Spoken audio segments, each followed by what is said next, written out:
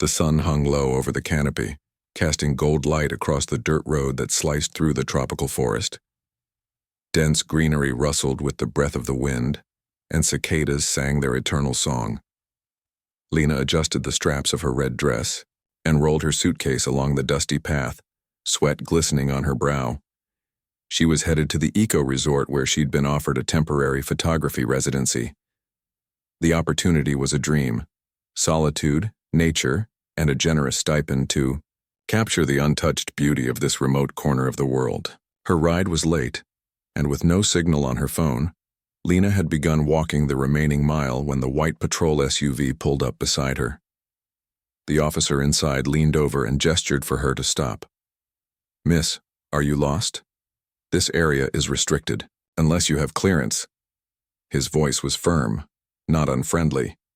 He was broad-shouldered, early 40s maybe, with a buzz cut and an intimidating presence made sharper by the badge on his chest. Lena wiped her brow. "I'm headed to the Green Hollow Eco Resort. I have a contract, see?" She fished a folded paper from her bag and offered it through the window.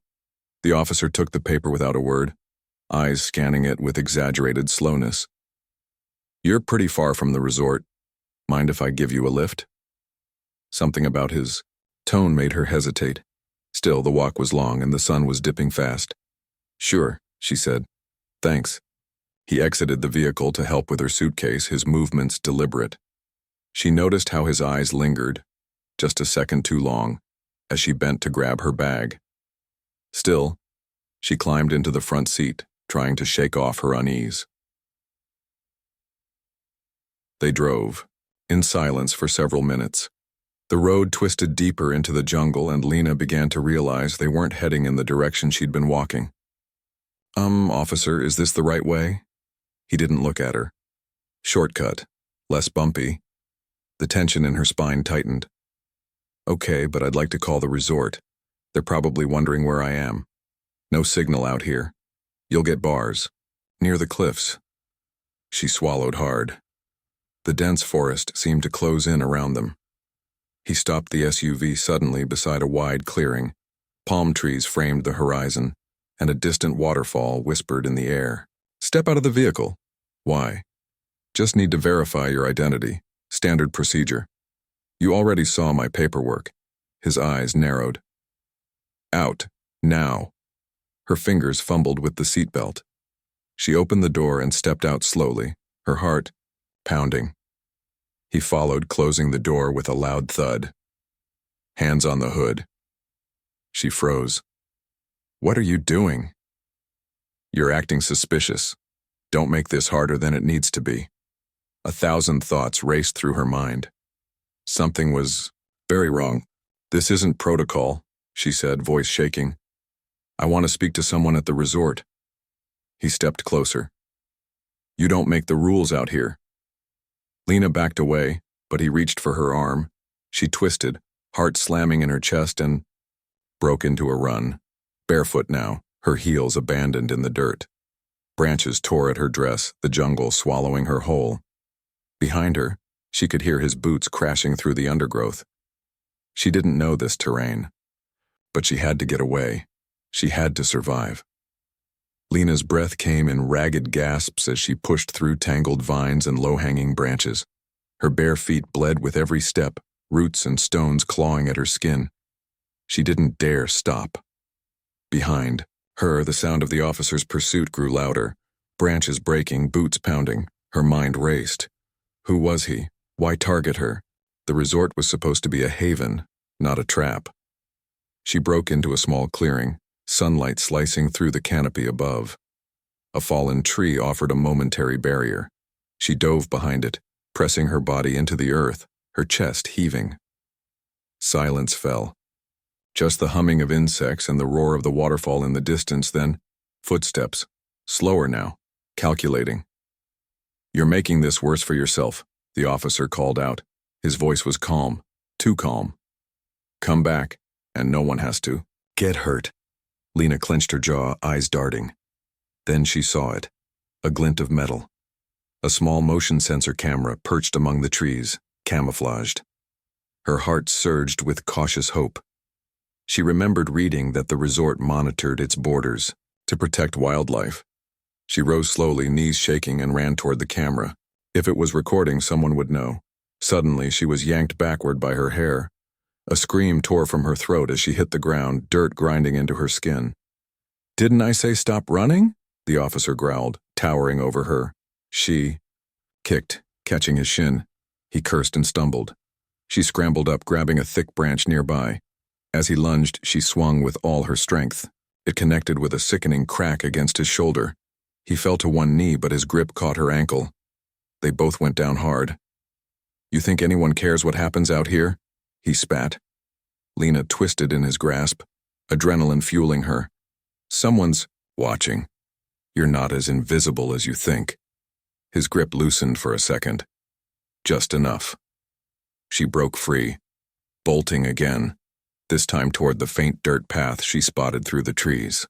The camera had to be connected to something. She stumbled into a wire fence and followed it, ducking beneath palm fronds. Ahead, a wooden outpost came into view, small but equipped with a satellite dish and solar panels. She pounded on the door. "Help! Please!" The door opened. A man in khaki and a headset stared in shock. "Are you with the resort?" she gasped. He nodded. "What happened?" She turned, trembling. "Call security! Call the police! He's not who he says he is!"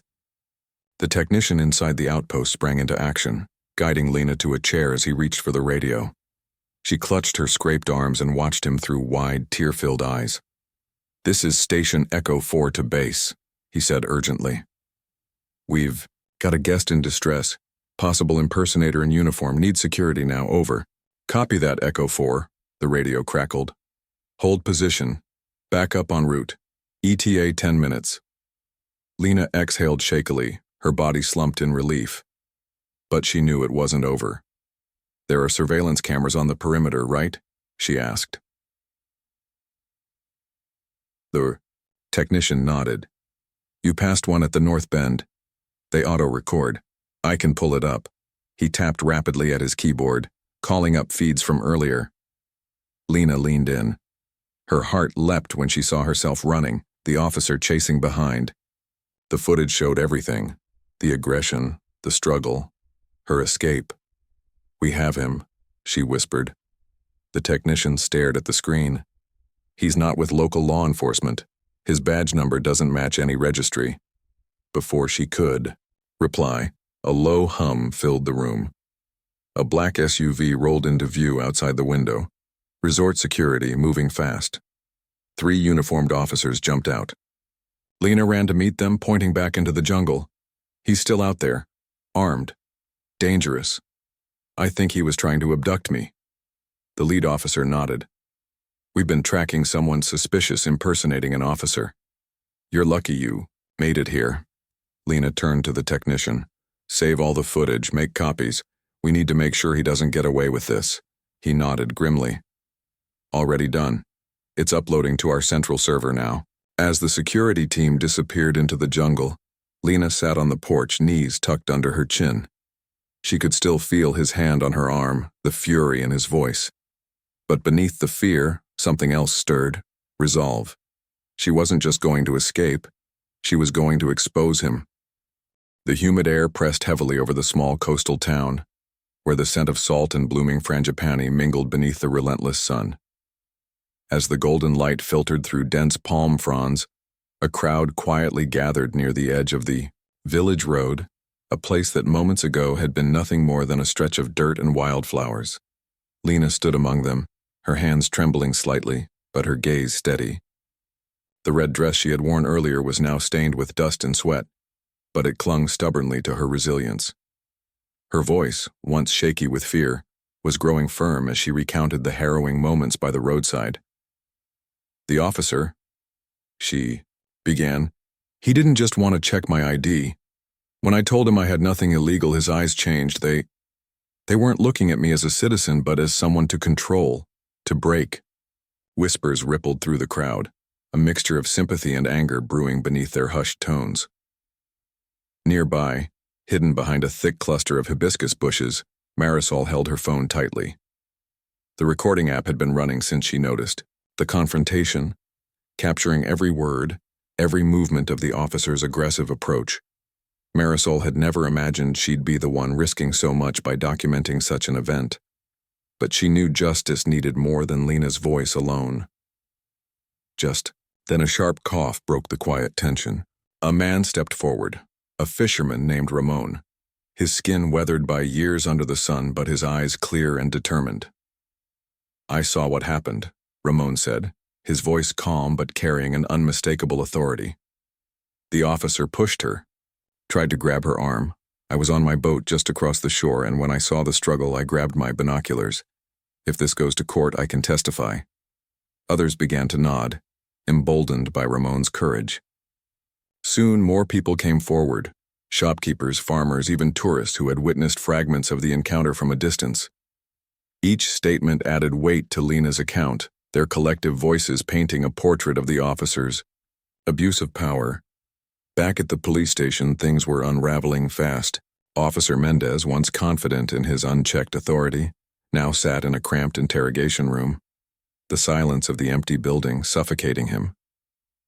The badge on his chest felt heavier than ever. His phone buzzed relentlessly, messages from his superiors demanding explanations, warnings veiled thinly behind bureaucratic politeness. Rumors had spread like wildfire. Someone had leaked the video.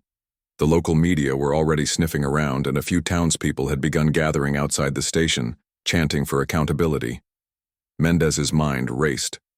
He was no stranger to bending rules, but this time, he had crossed a line from which there was no easy retreat. Meanwhile, Lena's lawyer, a passionate woman named Isabel, moved swiftly. She filed a formal complaint against Mendez, attaching Marisol's video and the witness statements. The lawyer's voice was unwavering during the press conference she called. "This is not just about one woman or one corrupt officer," Isabel declared. "This is about a system that allows abuse of power to flourish in silence. Today we demand justice, not just for Lena, but for every victim whose voice has been ignored." As cameras flashed and questions flew, Lena stood by Isabel's side, no longer the frightened girl in red, but a symbol of courage in a town desperate for change. But Mendez wasn't ready to admit defeat. He had allies in the force, men who turned blind eyes and whispered in dark corners. They began whispering about Lena's reputation, about her being too outspoken, about how the situation could be twisted in his favor. Yet, with every attempt to intimidate or discredit her, Lena found new strength. The community's support was unwavering. The tropical sun seemed to shine a little brighter through the storm clouds, as if nature itself was witnessing the fight for justice. One evening, as the town's church bell tolled, signaling the close of day, Lena sat alone on the pier. The ocean breeze cooled her flushed cheeks. In the distance, fireflies began to twinkle in the twilight, tiny sparks of light against the darkening sky. Justice was no longer a distant hope. It was coming. And this time, it wouldn't be denied. The courtroom was packed, an uneasy mix of anticipation and tension thick in the air. The tropical sun outside cast long shadows through the large windows, but inside, the cool marble and polished wood reflected the gravity of the moment. For the first time, Officer Mendez was no longer the man in control. He was a defendant under the law. Lena sat at the front, flanked by Isabel and a small group of supporters. Her heart beat steady, though the journey had been arduous. Months of waiting, of reliving her trauma under questioning, had worn her down. But she knew this was the moment her fight could finally find closure. The prosecutor began with a solemn tone, presenting the evidence piece by piece. Marisol's grainy but damning video, Ramon's witness testimony, and the statements from other villagers who had come forward. Each element wove together a damning narrative of abuse, corruption, and a breach of trust. Mendez's lawyer, a sharp man with cold eyes, attempted to dismantle the evidence. He painted Lena as reckless, suggested the video was edited, and questioned the credibility of the witnesses. But his words felt hollow against the weight of truth in the room. When the time came for Mendez to speak, his voice betrayed him, strained, and defensive. "I was doing my duty," he insisted. "I did nothing wrong. She was uncooperative. This is an attack on the police, on order itself." But even the judge's stern gaze showed cracks of doubt. The badge, once a symbol of unshakable authority, now seemed like a chain dragging Mendez. Down outside the courthouse, supporters chanted slogans demanding accountability. The media coverage was relentless, highlighting how a small town had taken a stand against abuse, a victory for justice that rippled far beyond the tropical shores. Days later, the verdict came. Mendez was found guilty of misconduct, assault, and abuse of power. The judge sentenced him to several years in prison, and the court ordered the police department to implement stricter oversight and training on conduct and ethics. For Lena, the sentence was bittersweet. Justice had been served, but the scars, both visible and unseen, would take longer to heal. Yet she felt an overwhelming sense of relief and vindication. As she left the courthouse, the tropical breeze caught her hair, and a soft smile crossed her lips. She had trusted someone who betrayed that trust, but she had fought back, and in doing so she had sparked a movement. Her story would be told, her courage remembered, and somewhere deep in the lush greenery surrounding the town, the shadows of corruption were retreating, chased away by the light of truth and justice. The tropical rain had softened to a gentle drizzle, washing the streets clean of the dust that had long settled over the town. Lena stood at the edge of the marketplace, the humid air carrying the scent of wet earth and ripe mangoes. She breathed deeply, feeling a calm she hadn't known for months, no, for years. Justice had finally come. The courtroom battle had left scars, but the victory was undeniable. Officer Mendez was behind bars, his badge stripped away, and the police force had begun a slow but real transformation. New policies were enacted, training sessions held to prevent abuses like the one she endured. The community had found its voice and strength, refusing to let corruption fester in the shadows any longer. But more than the reforms, it was Lena's own journey that marked the true triumph. She had come to this remote town seeking a fresh start, an escape from a past that never quite let her rest.